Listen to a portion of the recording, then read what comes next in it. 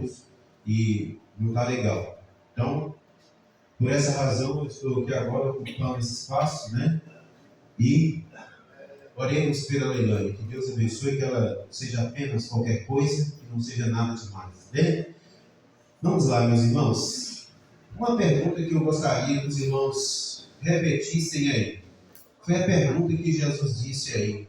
Diz assim, olha, e vocês? Quem dizem que eu sou? Repete comigo. E vocês? E vocês? Quem dizes que eu sou? Quem diz que eu sou? Obrigado. Essa pergunta quem fez foi Jesus aos seus discípulos. Jesus chegou para os discípulos e começou a perguntar, a fazer um levantamento de como que estava a perspectiva do povo com relação à presença dele, à pessoa dele, né, a figura dele no meio do povo. Ele chegou e perguntou para os discípulos, fazer um feedback, né? Como é que está? Como que as pessoas, o que as pessoas falam de mim aí? Qual é a visão do povo a meu respeito?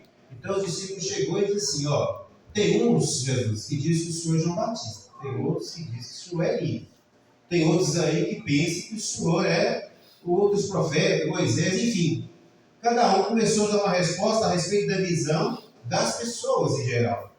Então Jesus faz uma pergunta que é para eles, diretamente ao coração deles, pergunta, e vocês? O que as pessoas falam é uma coisa, mas o que vocês pensam de mim? Eu sou o que para vocês? É uma pergunta que ele faz para aqueles discípulos.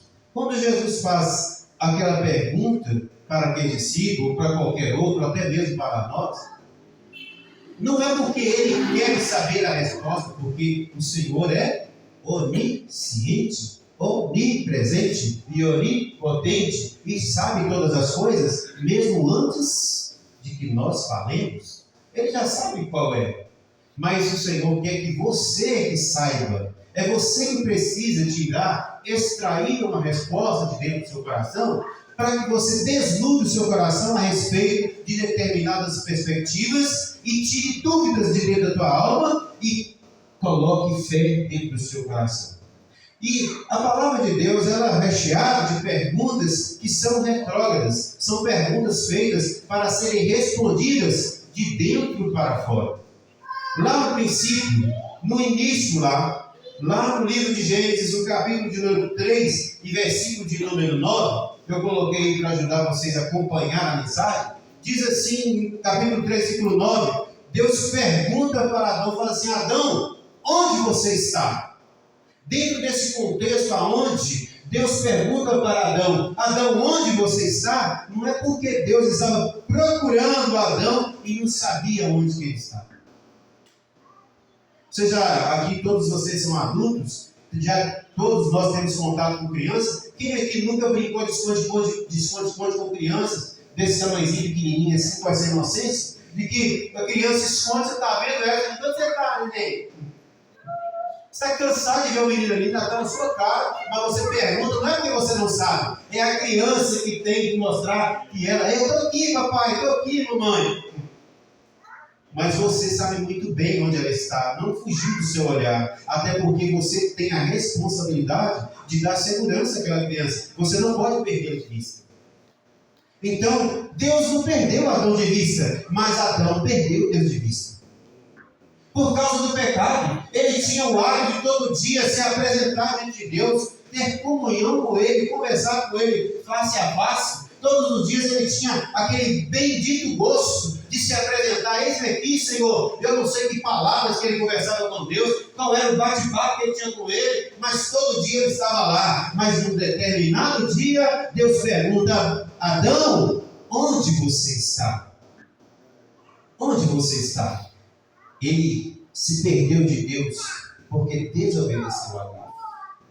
E aí ele tentou esconder da presença de Deus. Assim como uma criança tenta esconder do seu pai, vai para detrás da cortina, vai para detrás do sofá, vai para detrás de alguma cadeira, esconde debaixo da cadeira e o pai está te olhando, eu estou vendo, mas fazendo de conta que não está vendo. Onde você está, menino? Onde você está? E a criança, às vezes, até rindo, né, achando graça, eu estou escondendo, eu sei esconder. Né? E Adão lá no meio do jardim, pensando tal como uma criança inocente. Eu sei esconder. Ele foi para debaixo do cavalo, foi para debaixo das árvores, ficou quietinho lá e ficou todo ali, achando que estava escondendo de Deus. Mas na verdade Deus o viu o tempo todo. Mas quem estava perdido era ele. Era ele que estava perdido. Era ele que perdeu a comunhão com Deus. Aquele que oferecia sua mão estava ali do mesmo jeito, da mesma forma, oferecendo as suas mãos, oferecendo a sua comunhão, oferecendo o seu espírito, oferecendo a sua proteção. Mas por causa da desobediência e do pecado, ele se afastou de Deus e se perdeu dele. Mas Deus faz uma pergunta: Adão, onde você está? Porque Deus tinha interesse em que ele voltasse para si e voltasse para a comunhão. E essa pergunta Deus faz para cada um de nós nessa noite: onde você está, irmão? Na presença do Senhor, onde você está? Será que você está como um Adão anterior à comunhão, que todo dia se apresentava com o coração alegre?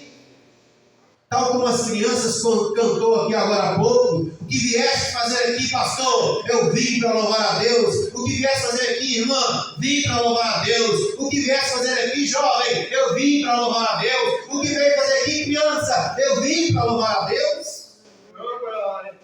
Porque tem resposta, tem comunhão, tem assertividade, tem comprometimento. Ou estamos talvez como Adão, depois da queda do pecado? Onde você está, Adão? Ah, Senhor, não me acha não, que eu estou com vergonha. Não me acha não, eu estou envergonhado por causa da minha desobediência, por causa do meu pecado. Mas existe uma palavra de esperança. Ainda que você tenha se afastado de Deus, Deus continua com as mãos estendidas para você. A palavra do Senhor diz que as mãos do Senhor não estão encolhidas, os seus braços não estão encolhidos. Então buscai o Senhor enquanto você pode achar. Ele ainda continua no mesmo lugar. Ele continua ainda se apresentando da mesma maneira. Ele ainda continua com o mesmo amor, com a mesma compaixão, com a mesma graça, com a mesma alegria, estendendo a mão. Onde você está, João? Onde você está, Joana? Onde você está, Antônio? Onde você está, Antônia? Deus continua te chamando. Em Gênesis capítulo de número 4, versículo 9, Deus faz a pergunta também para Caim: Caim, aonde está o teu irmão? Quando Deus faz a pergunta para Caim, não, será que ele pergunta para Caim é porque ele não sabia onde que estava o Abel? Ele tinha perdido a noção de onde estava Abel? Não sabia? Será que o Abel deu saída e foi passear por aí afora? E eu não estou vendo ele por aqui? Será que era isso que Deus estava dizendo? Acho que o Abel foi passear, porque eu estou vendo o Caim, mas não estou vendo o Abel. Aí eu pergunto para o Caim: Caim, está o Abel? Porque estava aqui agora, sumiu dele. Deus não está sabendo onde que está. Não, irmãos, Deus faz a pergunta para Caim. Sabe em qual condição? Na condição de que primeiro Abel apresenta uma oferta ao Senhor, Caim também apresenta uma oferta ao Senhor. Só que a oferta de Caim é uma oferta impura, a oferta de Abel é uma oferta pura. Deus recebe a oferta de Abel, mas não recebe a oferta do sacrifício de Caim. O Caim fica invejoso, começa o seu coração a ficar inflamado na inveja e no ódio do seu irmão. Então ele chega e mata o seu irmão, comete o primeiro homicídio. Ali estavam dois irmãos caminhando juntos, a unidade deles era vista diante de Deus, a comunhão deles era vista e agradável diante de Deus. Mas a partir daquele momento, Caim, tomado pelo pecado da inveja, aniquila e mata o seu irmão. E agora Deus pergunta para ele: Caim, aonde está o seu irmão? E essa pergunta, irmão, não era sobre localização, não era sobre geografia. Onde é que seu irmão está? Ah, não, ele foi passear lá. Ah, será que foi? Não, não, irmãos, era sobre responsabilidade. Aonde está o seu irmão? Porque nós, irmãos, somos feitos um pelo outro, para cuidar um do outro, para amar um ao outro, perdoar um ao outro, andar junto um do outro, no amor e no temor de Deus, ajudando um ao outro na caminhada junto ao céu. Mas muitas vezes, irmãos, nós nos eximimos da responsabilidade daquele que está ao nosso lado. E se Deus perguntar hoje para cada um de nós que estamos aqui, se você olhar aí, se Deus perguntar, fulano de tal, aonde está o teu irmão que um dia estava do teu lado aí, cultuando a Deus com você? Hoje nós cantamos, nós estamos aqui, nesse culto aqui, recordando algumas coisas antigas, mas dentro dessas coisas antigas também temos aqui irmãos antigos, que um dia caminhou conosco, que um dia estiveram sentados do nosso lado, cultuando o Senhor, louvando o Senhor, e hoje nós não nos importamos aonde Ele está, não nos importamos por onde Ele anda, nós não nos importamos qual é a localização dele, e quando Deus faz essa pergunta, aonde está o teu irmão? O Caim responde de forma ríspida, agressiva, irresponsável para Deus. Ele responde: por um acaso sou eu o guardador do meu irmão? Por um acaso eu sou o tutor? Você me colocou como babá do meu irmão agora? Eu tenho que ficar dando resposta? Sim, Caim, você deveria dar a resposta dele. Nós, irmãos, se Deus perguntar para nós, aonde está o seu irmão? Aonde está a sua irmã? Você vai responder como Caim: o que eu tenho com isso? Cada um que saiu, pode meter, pelo menos eu estou. Mas o que você tem feito para buscar o seu irmão, para não permitir que ele seja enterrado? É sobre responsabilidade, porque há repouso sobre cada crente, sobre cada um de nós que fomos chamados e resgatados pelo sangue de Jesus, a responsabilidade de pregar o Evangelho a cada um e buscar essas almas perdidas. Outra pergunta feita no livro de Gênesis está aí no capítulo 16, versículo número 8.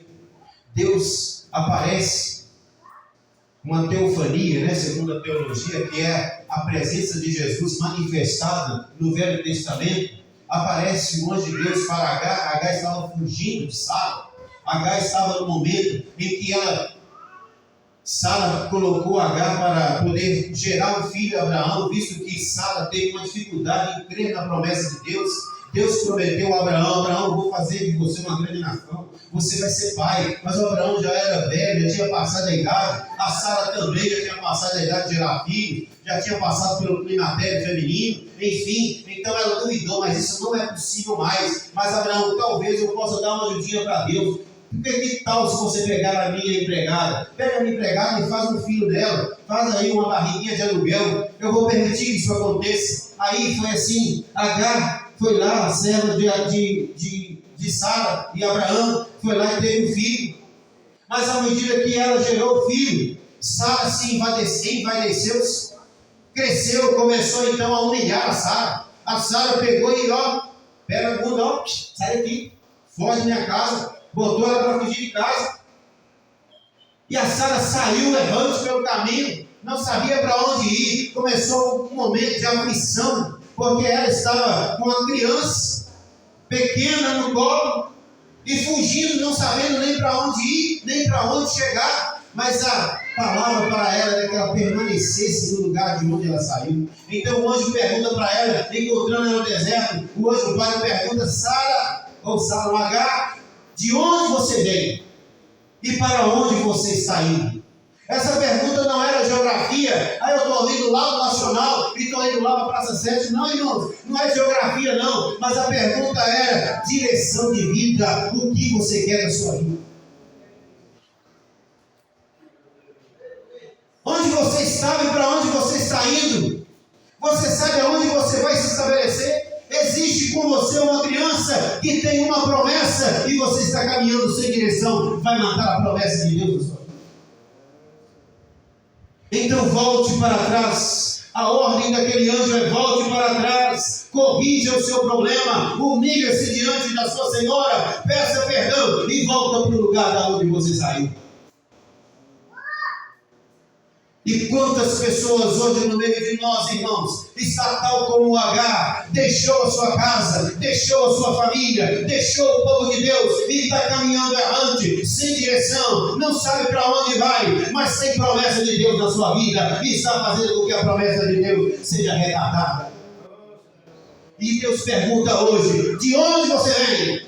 Você sabe de onde você vem? Mais importante que de onde você vem, para onde você está indo, qual é o seu destino, qual é a sua direção, onde você quer chegar. Hoje você anda errante, vai meio mais para lá do que para cá, às vezes desobediente à palavra de Deus, andando sem rumo, andando na própria consciência, andando na própria inteligência e deixando a obediência da palavra de Deus na sua vida. Mas o Senhor pergunta hoje: de onde você veio? De onde você veio? E para onde você quer chegar? Não é geográfico, porque se for geografia, basta você pegar aí, coloca no Waze, coloca aí Google Maps, você chega fácil em qualquer lugar. Mas o que Deus quer saber, qual é a direção da sua alma? O caminho que você está percorrendo agora vai te levar até onde? Onde você chegará? Mas Deus tem estabelecido um caminho certo para você. E é caminho de paz. A Bíblia diz assim, que os pensamentos do Senhor são mais altos que os vossos pensamentos. E os caminhos do Senhor são maiores do que os seus caminhos. E Deus tem plano de paz e não de mal para a sua vida. Deus tem caminho de paz e não de morte para a tua vida. Deus tem plano para a tua vida. Mas agora, em nome de Jesus, volte de onde você saiu. Se precisar humilhar, humilhe-se. Se precisar corrigir, corrija. Se precisar perdoar, perdoe. Se precisar pedir perdão, peça. Mas em nome de Jesus, volte novamente para onde o Senhor te colocou. Glória a Deus.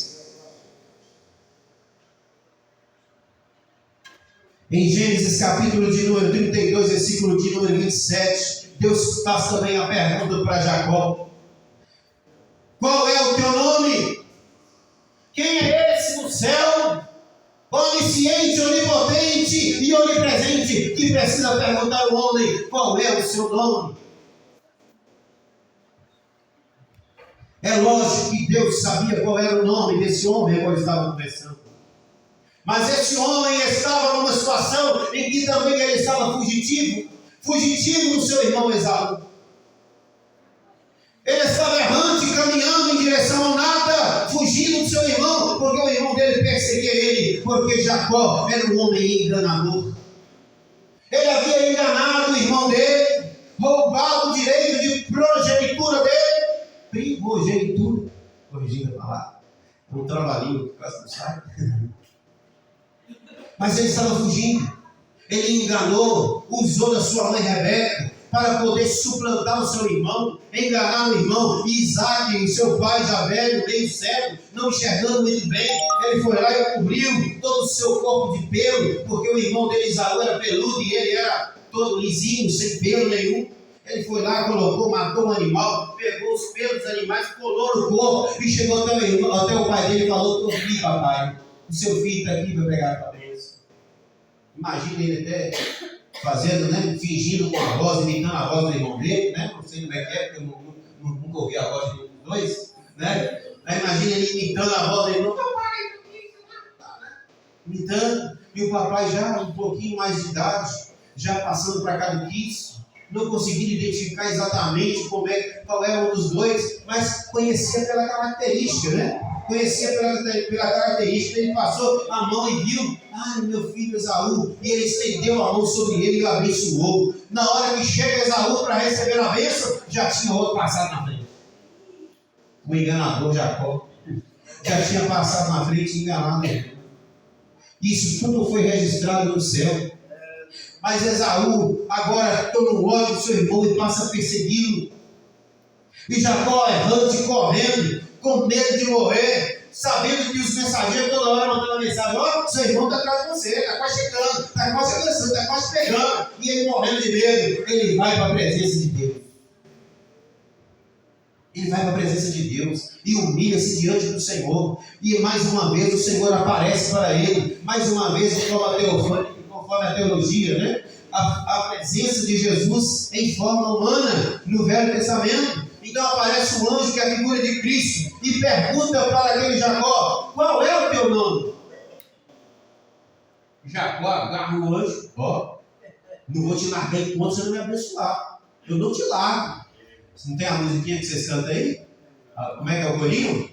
Jacó segurou o anjo e não quis soltar. Jacó segurou o anjo, é isso mesmo. Ele segurou aquele anjo, sabia que aquele anjo poderia resolver aquele problema. E não, enquanto você não me abençoar, resolver meu problema, eu não saio daqui. Enquanto não saio. E diz a Bíblia que aquilo ali passou uma hora, passou duas, passou três. Não, me larga no lago. Enquanto me abençoar, no lago. Até que o anjo perdeu o passinho dele no bico. Deus deu uma no joelho, deixou ele com o joelho desconjuntar, agora você me larga, rapaz. Agora você me larga. Eu falei: não largo não. Nem no dia de machucar eu não largo não. Aí o anjo viu: realmente aqui tem uma pessoa que tem persistência, perseverança e sabe o que quer. Aí ele faz a pergunta para Jacó: qual é o seu nome? Não é porque ele não sabia o nome de Jacó, não, mas é porque aquele nome carregava um ar de mentira, de engano, de podridão. E naquele momento Deus queria dar uma vida nova. Então ele fala: eu me chamo Jacó. Pois ele fala assim: Jacó não mais, agora você vai chamar ele Israel, porque lutou com Deus e venceu.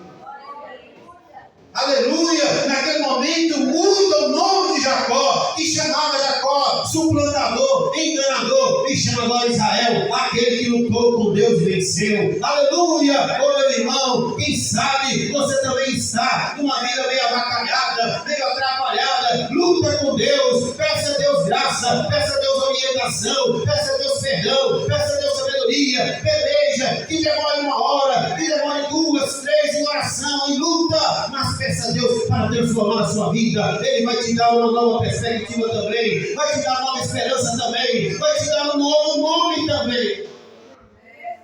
Aleluia! Glória a Deus! Jacó só precisava encarar a sua realidade. Ele só precisava ter a convicção de que aquilo que ele era não era aquilo que deveria ser. Não era o plano de Deus para ele, mas Deus tinha algo muito maior. E naquele momento Deus faz uma aliança com Jacó e lhe dá um novo nome, e até hoje perdura. Aleluia! Deus quer transformar a sua vida também.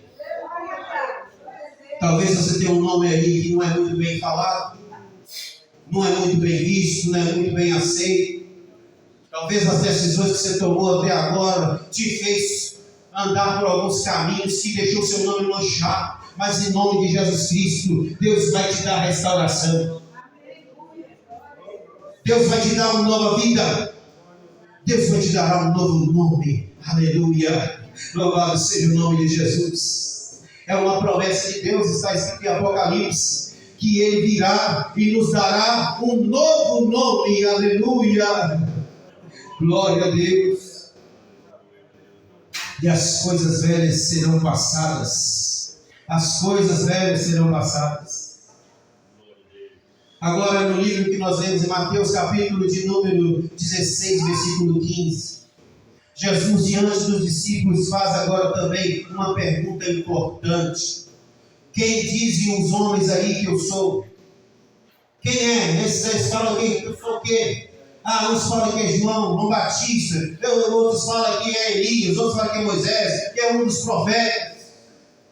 Irmãos, cada um das pessoas do mundo afora pode ter uma perspectiva a respeito de Deus, a respeito de Jesus Cristo.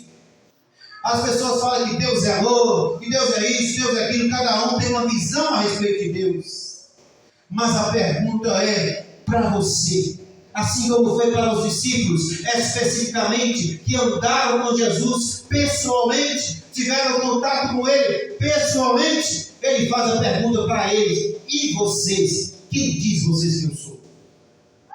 Eu sou o que para vocês? O Pedro dá uma resposta célere, que até hoje ecoa em cada um de nós. Ele responde: tu és o Cristo, o Filho do Deus vivo.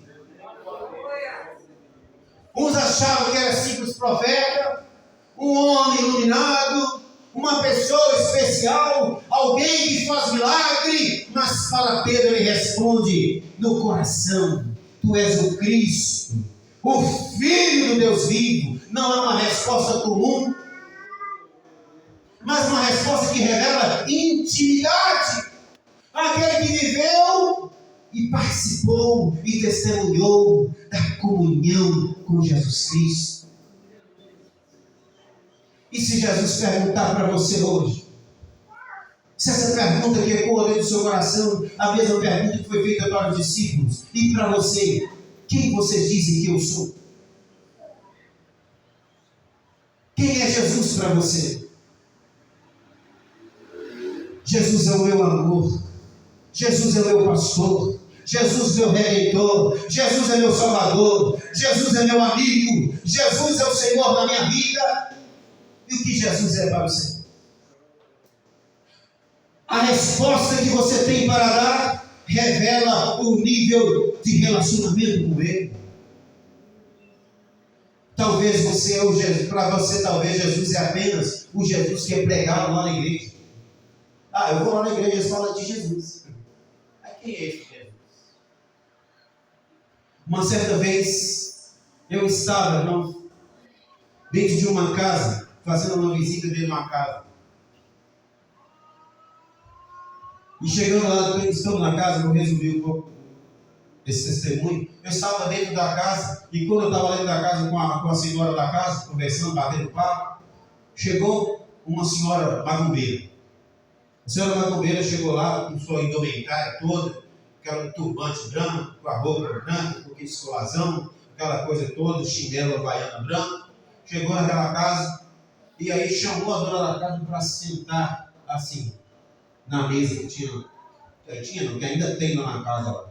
É uma casa grande com uma varanda enorme, e nessa varanda tem uma mesa enorme, grande. Mais de 10 pessoas, 12 pessoas sentam em torno da mesa. E aí aquela senhora chamou todo mundo da casa e falou assim: vem que a gente vai fazer a reza e tal. E sentou todo mundo na mesa, em torno da mesa, toda a família, sentou umas 10 pessoas em torno da mesa, mais aquela senhora macumbeira, benzedeira. Aí o que está acontecendo? Eu vou fazer uma reza aqui e tal. Eu falei: beleza e tal. Aí eu assentei uma distância da mesa, eu assentei assim num degrau, que tinha assim, mais ou menos dessa altura, um degrau, a distância da mesa daqui da irmã Ruth para lá, assim.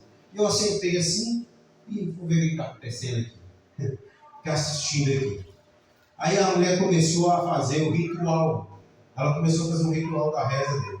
E começou a fazer uns movimentos com a mão, não consigo repetir os movimentos, mas fazia uns movimentos com a mão e falava umas palavras esquisitas. Uns pronunciados que eu também não sei repetir as palavras. Aí falava umas coisas esquisitas e uns rituais esquisitos com a mão. E eu olhava e falei: e eu, dentro da minha mente, do meu coração, eu ficava: sangue de Jesus tem poder. Misericórdia, Senhor. Repreende, Senhor. Todo espírito maligno, repreende, Senhor. E eu olhando aquilo ali, ela rezando. E rezando. E fazendo os rituais e falando as palavras. E eu de cara: sangue de Jesus tem poder. Sangue de Jesus tem poder. Tá. Daí a pouco, a mulher chegou, irmão, passou mal. Caiu no chão assim, passando mal. Levantou, recobrou. E chegou na dona da casa e falou assim no ouvido dela, e eu ouvi falando assim: tem alguém aqui no meio de vocês que é crente? Aí a dona apontou para mim: o rapaz lá é. Aí ela falou assim: pede ele para sair, porque o santo dele não está batendo com o meu. Aí a dona falou assim: pediu que sair, porque não sei o que, tal, explicou. Aí você está na casa dos outros, o que você vai? Sai. Se o dono da casa precisa sair, o que você vai? Sai. Só que eu estava tão curioso, teimoso, que eu quis sair, mas não saí. Porque para sair tem um corredor assim, mais ou menos a distância daqui até na porta ali. Um corredor assim, para sair de dentro do terreno lá. Aí eu fiz que sair, mas não saí. Fiquei no corredor. Aí ela voltou a fazer o ritual novamente. Começou a fazer o ritual e começou, no menos de minuto que começou a fazer o ritual, ela tibuf no chão de novo. Pá, caiu no chão. Outra vez. Espumando a boca, e ela levantou com o olho regalado, vermelhão assim. Aquele crente está aí ainda? Aí eles levantaram e viram que eu estava lá ainda. Aí ela respondeu assim: fala com ele que enquanto ele estiver dentro do terreno que te pertence, ele estará me atrapalhando. Aí eu tive que sair mesmo, né? Quando eu saí, agora não tem como mais fingir mais. Eu tive que sair. Eu saí. E saí alegre e triste ao mesmo tempo. Porque eu saí assim, me regozijando. Glória a Deus, né? Realmente eu tenho poder, né? Aleluia. Triste ao mesmo tempo, já que eu tinha o poder, eu devia ter desafiado mais. Mas a educação não manda respeitar as pessoas, né? Então eu saí. Aí eu fui embora. Depois voltei, no outro dia. Voltei. Aí eu, conversando com a senhora, eu falei assim: mas o que estava acontecendo aqui? Aí ela falou: não, essa estava rezando para tirar mal olhado e tal. E não é nada demais, não. Mas ela estava rezando aqui no nome de quem? Na autoridade, no nome de quem? É no nome de Jesus lá. No nome de Jesus. Ah, no nome de Jesus? É. Aí eu falei para a senhora: não vou repetir o nome da senhora, não, porque ele está sendo gravado aqui para a dieta. Mas eu falei: dona senhora, eu venho aqui todos os dias pregar a palavra do Senhor, de Deus para a senhora. Todos os dias eu falo e prego sobre Jesus para a senhora. Eu prego sobre o céu, eu prego sobre o inferno, eu prego sobre Deus e sobre Jesus. E o Jesus que eu prego é o Jesus da Bíblia. A senhora sabe muito bem que eu só tenho um santo de devoção na minha vida, que é Jesus Cristo, o Santo dos Santos. E é no nome dele que eu prego todo dia. A senhora viu com seus próprios olhos e ouvidos de que ela falou que ela está falando em nome de Jesus. E o santo dela não bate com o meu. Então não é o meu Jesus da Bíblia. É outro Jesus. É outro Jesus. Assim como tem um tanto de Maria, um tanto de João, um tanto de José, tem um tanto de Jesus também. Então esse Jesus agora estava rezando aí para você, não é o Jesus da Bíblia. Se ela veio tirar mal olhado, trouxe mais mal olhado aí. Trouxe mais coisa. Só que a partir de hoje eu lavo as minhas mãos. Porque até hoje eu tenho pregado a palavra de Deus para a senhora. E a senhora nunca aceitou um convite meu de ir na igreja. E a senhora vem, traz uma pessoa para amaldiçoar a sua casa. A senhora é dona dos seus próprios atos. Eu me retiro. Então, irmãos, quem é Jesus? A pergunta é: quem é Jesus? É só o Jesus que é pregado aí, falado, colado, que você ouve falar, ou é o Jesus que anda junto com você? É o Jesus que está dentro do seu coração, o Jesus que está dentro da sua alma, é o Jesus que transforma a sua vida, é o Jesus que você pode falar em nome dele e faz diferença, é o Jesus que transforma vidas, é ou não? Ou é só o Jesus aí que o povo fala? Irmãos, em nome de Jesus, irmãos, não se trata de conhecimento comum, mas se trata de intimidade. E esse Jesus quer ser conhecido de você. Ele te conhece, mas quer que você conheça ele. Procure ter mais intimidade com Jesus, irmão. Com esse Jesus a qual você fala servir, a qual você diz que entregou a sua vida para de mediocridade, de ser um crente medíocre, que aceita viver só de vez em quando eu vou na igreja, ou uma vez por semana, está bom demais. Não, irmão, em nome de Jesus, irmão, alimenta a intimidade com esse Jesus que tem poder para transformar a tua vida, irmão. Deus quer extrair a convicção do profundo da tua alma, irmão. Tu não serás salvo porque frequenta a igreja, não, mas é porque tem comunhão com aquele que é dono do céu. Administre a comunhão com o Senhor, busque comunhão com Ele, procure entender e ouvir a voz do Senhor Jesus. As pessoas vão dizer aí: ah, mas Jesus é isso, Jesus é aquilo, Jesus é aquilo outro. Mas para você, Jesus Cristo é o Filho do Deus vivo, é o transformador de vida, é aquele que vai um dia me buscar para levar e morar com Ele. Tu tem que carregar essa comunhão, essa convicção, tem que extrair do profundo da tua alma. Mas nós temos aceitado a mediocridade. Tá bom. De vez em quando aí eles me chamam lá, eu leio o versículo, lá no meio dos versículos, lá cito o nome de Jesus. Tá bom. Às vezes em quando eu canto um hino aí no meio do hino eu falo o nome de Jesus, tá bom. Tá bom não é isso que Jesus quer que você não. Ele quer amarás o Senhor teu Deus de todo o vosso coração, de toda a vossa alma e de todo o vosso ânimo. Ele tem intimidade com você. Ele tem intimidade contigo. Ele quer que Ele fale com você e você ouça. Mas Ele também quer ouvir a sua voz.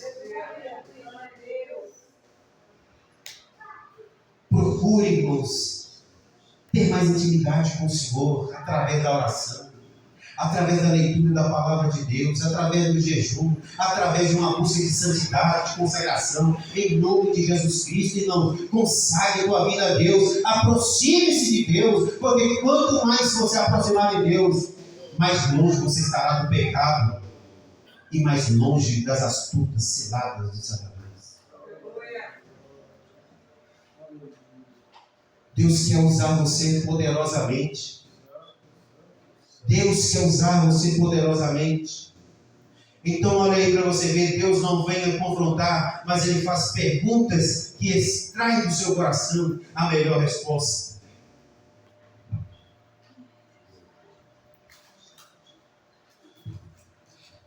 Terminando aqui, às vezes nós queremos respostas de Deus. Quem aqui gostaria de resposta de Deus? Quem aqui? Mas primeiro Deus quer respostas suas. Qual é a resposta suas para as perguntas que Deus te faz? Qual é a resposta sua? Onde você está? Para onde você vai? Cadê o seu irmão? O que você pensa de mim? Qual é a resposta sua para Deus? Quando você extrair de dentro do seu coração a resposta certa, a resposta de Deus também vem para você da maneira que você espera. Que Deus em Cristo Jesus abençoe essa igreja e fortaleça seus corações. Gostaria que você pusesse a mão no seu coração. Vamos orar em nome de Jesus. Senhor meu Deus e meu Pai, a sua palavra nesse momento, Senhor, foi ministrada conforme o Senhor propôs no meu coração e transmitida à igreja conforme o Senhor propôs no meu coração. E a palavra do Senhor, meu Pai querido, nos disse aqui que o Senhor faz algumas perguntas de respostas profundas, mas pessoais. E cada um que está aqui, Senhor, o Senhor deu inteligência para entender a mensagem. Agora dá sabedoria para que saiba extrair a melhor resposta, porque eles esperam do Senhor uma boa resposta, mas precisam entregar também a boa resposta dos seus corações. Eu te peço que agora saia dúvidas. Meu Pai querido, agora saia desses corações, meu Pai querido. Essas indecisões, essas interrogações vão saindo agora para que haja uma resposta positiva à pergunta que o Senhor fizer a cada um. Porque eu sei que o Senhor tem planos e são planos bons. Eu sei que o Senhor tem coisa boa para cada um que está presente. O Senhor não trouxe ninguém aqui à toa, mas trouxe para que cada um leve, aleluia, a boa palavra do Senhor para seus corações. Como ministro do Evangelho, eu quero abençoar agora cada um aqui presente, e que essa palavra, Senhor, vai colocando no coração e as mãos, Senhor, mastigando no decorrer da semana, e que cada um se torne melhor na sua presença, e que o avivamento caia nos seus corações, sobre as suas almas, porque vai ter boas respostas. Vai ter corações aqui, aleluia, abertos para o Senhor. Vai ter corações aqui disponíveis para o Senhor, aleluia, porque arrancarão a dúvida e a fé estará estabelecida em nome de Jesus. Glória a Deus. Bendito seja o Senhor.